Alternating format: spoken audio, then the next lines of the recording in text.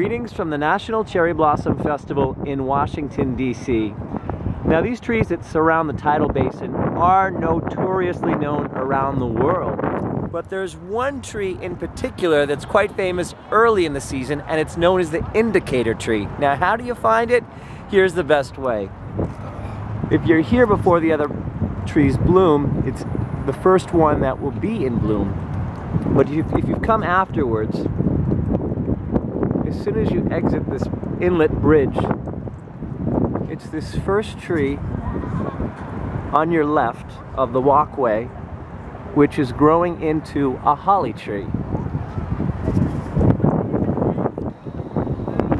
And this just isn't mysteriously for this year alone. This tree tends to bloom approximately 10 days earlier than the rest of the trees around the tidal basin. Hence the name, the indicator tree.